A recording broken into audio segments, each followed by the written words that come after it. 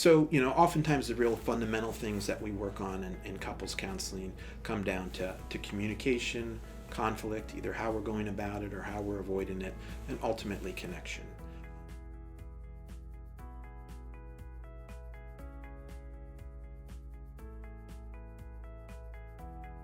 The number one thing that couples report that they're having a hard time with when they reach out is communication. And so there's a lot that we really need to do to kind of understand what their communication patterns are and really work to kind of learn some skills to improve it. And that's kind of connects everything else. Without the communication, then we can't get to the other things.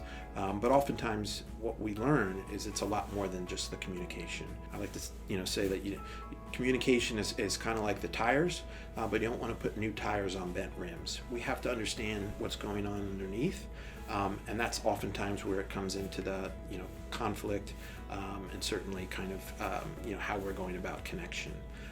The way that a couple learns to disagree, because all couples disagree, is really a huge fundamental factor in whether they will be successful over the long term or not. There's less difference in how much couples are disagreeing than there is on how they go about that. And the difference between unsuccessful couples and successful couples often comes down to how they've learned over time in an evolving, adaptable way to disagree in a way that, despite not seeing things the same way, it can bring them closer together instead of driving them further apart. Because that sense of connection, that third part of it, is really the name of the game. That's what we're after.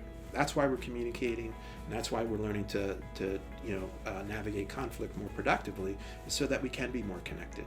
And the more connected we are, the more aligned we are, the more it feels like we have each other's back, better we are going to be able to navigate the inevitable challenges of life and relationships, and to do so in a way that adapts to the way people change over time and how relationships need to evolve over time.